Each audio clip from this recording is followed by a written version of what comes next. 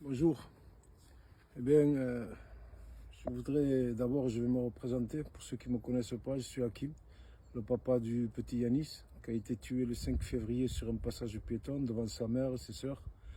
Donc la personne qui le tamponne sur le passage piéton, qui est en excès de vitesse, qui l'écrase, qui le traîne sur 22 mètres, qui s'enfuit. Donc tous ces délits cumulés, on est passé le 28 en audience. Et je voulais parler justement de cette audience, qui, je m'attendais à tout sauf à ça. Bien, tout d'abord, je vous parle du cimetière, et puis voilà où est enterré Yanis. Donc voilà, sa courte vie, 8 ans. La personne qui l'a tué, le procureur requiert contre elle 5 ans de sursis. 5 ans de sursis, c'est-à-dire pas un seul jour de prison. Et par contre, elle, c'est à perpétuité qu'elle a envoyé Yanis à la mort. C'est fini. Pour elle, le retour à la maison. Pour Yanis, sous terre, à l'âge de 8 ans, elle a tué, mais d'une façon crapuleuse. J'irais même dire, je me demande si ceux qui ont assisté, comme moi, ils ont un goût amer. Alors en vérité, je suis dégoûté. Dégoûté aussi par ce qui a été dit à l'audience. À l'audience, pas un mot sur Yanis. Ils ont beaucoup parlé sur la meurtrière en disant que c'est une mamie. Je suis grand-père, je suis né en 65. Je suis père de famille et je suis grand-père. Elle est née en 65 aussi. Ça ne fait pas de moi un vieux, cynique, papy qui tue les gens sur les passages piétons. Mais au contraire, un passage piéton, on freine avant. C'est pas quand on l'écrase qu'on devient une petite mamie. Donc voilà, l'impression que j'ai aujourd'hui, c'est que c'était elle la victime, le jour de l'audience. Ils ont refusé catégoriquement ce que mes avocats ont demandé, un complément d'enquête, qui est nécessaire pour la vérité. On ne peut pas, nous, parents, se reconstruire sur la base de mensonges, sur la base de non-dits. Le complément de vérité ne remet pas en cause l'enquête. À savoir que depuis avril, je demande mon dossier médical. On m'a donné la levée de scellé que le 21 septembre, 6 jours avant l'audience. Sur ces 6 jours, on enlève le week-end, puis c'était mercredi.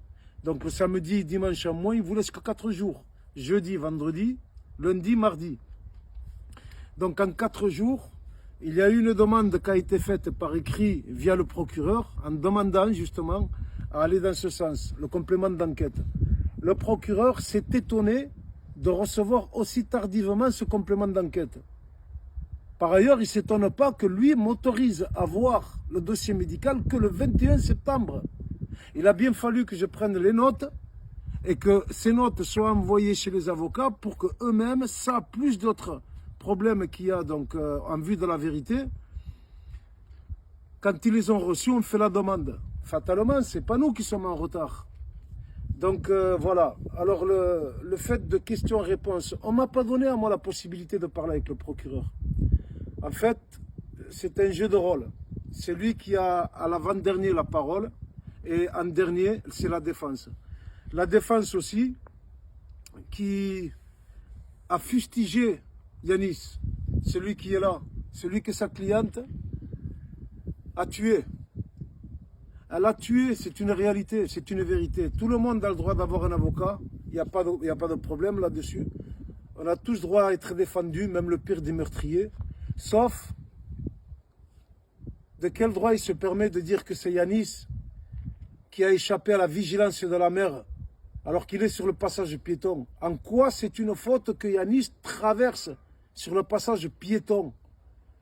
Et comme c'est lui qui a la parole en dernier, il a complètement discriminé Yanis en disant que c'était lui qui avait échappé à la vigilance de la mer, comme si c'était une faute, comme si c'était lui qui s'était tout simplement jeté devant la voiture. Voilà ce qu'il a laissé sous-entendre.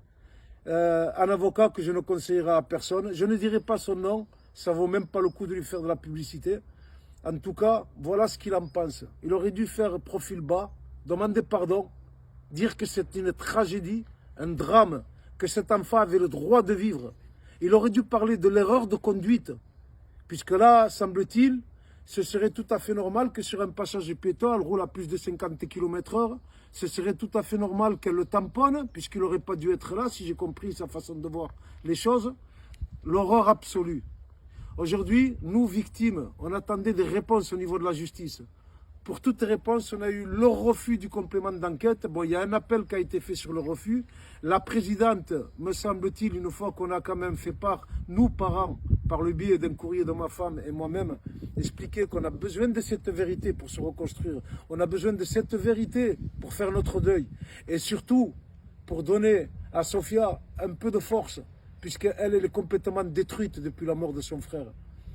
Eh bien, j'ai l'impression que la présidente, peut-être qu'elle en tiendra compte. C'est mon espoir. Jusqu'à maintenant, j'ai tout le temps demandé justice. Je l'ai quémandé, j'ai mendié la justice. Alors que c'est un droit. Nous avons nos devoirs.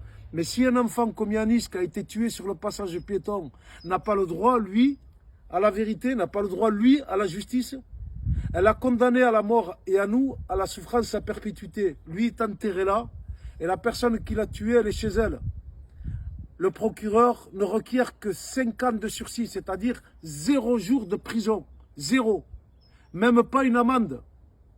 0 jour de prison, juste du sursis. Qu'est-ce qui va se passer? Le jour du délibéré, il va encore réduire sa peine à 0, peut-être même à complètement la relaxer. C'est ça la justice, qui a le droit d'attendre cet enfant âgé de 8 ans, mort, tué par cette personne qui s'est enfuie. D'autres témoins sont venus spontanément le jour de l'audience et m'ont dit ce qui s'était passé. En réalité, même au moment de l'audience, ils ont fait en sorte de ne pas parler des témoins qui, eux, ne sont pas du tout d'accord avec la thèse du soleil. Même pas la meurtrière, puisque c'est la première à appeler les gendarmes 4 minutes après avoir écrasé et s'être enfuie, et qui dit, elle dit tout simplement, je viens de toucher un petit garçon. Le soir même, quand elle dépose, c'est-à-dire moins d'1 heure après, quand elle est en gendarmerie, elle dit qu'elle a vu un petit garçon, quelqu'un de petite taille, venir de gauche à droite. Je ne vois pas en quoi le soleil l'incrimine là-dedans. Donc le soleil, à mon avis, c'est un responsable qui est fabriqué.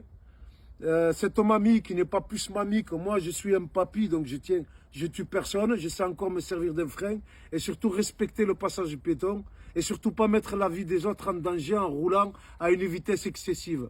Pour toute défense, sa défense, c'est de mentir, mentir, mentir et mentir. Jusqu'au bout, elle ment.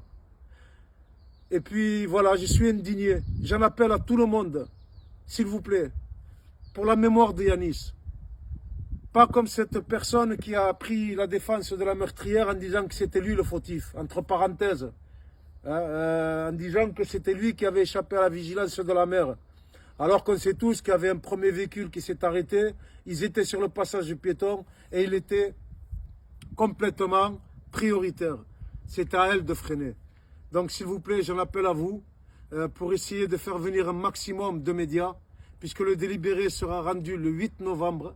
Et je vous dis dans quelle injustice on a subi cette audience. J'ai eu du mal à revenir sur les réseaux, mais là aujourd'hui je le fais à partir du cimetière. Et je vous remercie de faire pression un maximum sur Hanouna, sur tous les plateaux de télévision, afin que soit rendue de plus en plus publique cette tragédie, cette horreur, sachant qu'elle a été, ce qui a été demandé par le procureur, c'est tout simplement 5 ans de sursis aménageable. Je ne sais pas ce qui va se passer le 8 novembre, mais ça laisse présager de très mauvaises choses. C'est-à-dire qu'au niveau de la justice aujourd'hui, vous risquez plus d'aller en prison en volant un sac à main ou une mobilette quand tu as un petit enfant sur le passage piéton qui s'appellerait Yanis. Merci.